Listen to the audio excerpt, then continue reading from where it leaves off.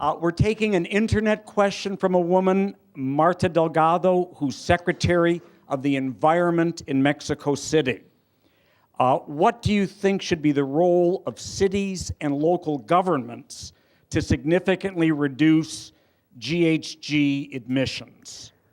Well, I think you have this in the United States, and this is one of the best examples. The coalition of the cities for reduction of emission of CO2 is whenever, because it's true, one of the problem of emission are in the cities, you know. And if this coalition continue and the cities gave them benchmarks, common benchmarks, it is one of the possibility to arrive to a global reduction of emission. So these forms of interconnecting the cities is, I think, one of the best possibility to reach the goals. Still a soldier.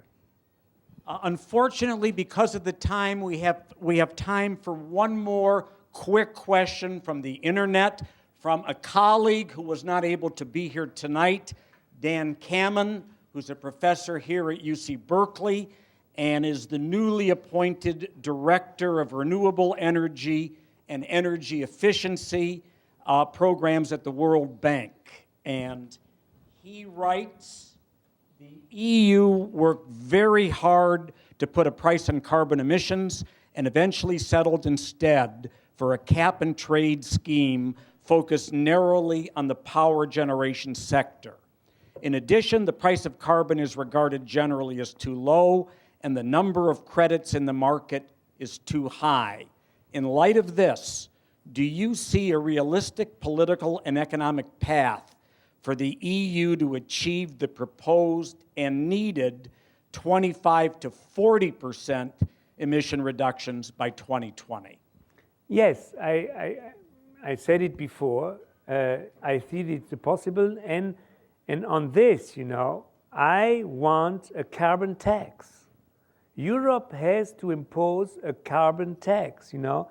You produce carbon, you have to pay a tax. This is the way of regulation. A carbon tax will push in Europe, you know, of the reduction. But this is a political decision, and it's why you need this different government that I talked about 2012 and 2013 in France and Germany. Because if France and Germany pushed in Europe, I think we have a chance to do it. And with a carbon tax, you know, we are really reaching more than the 45% until 2030. Okay? Well, I think the discussion is just beginning, but we are definitely out of time. I'd like to thank everyone for coming, and in particular, I'd like to thank Daniel Cohn-Bendit for being with us tonight.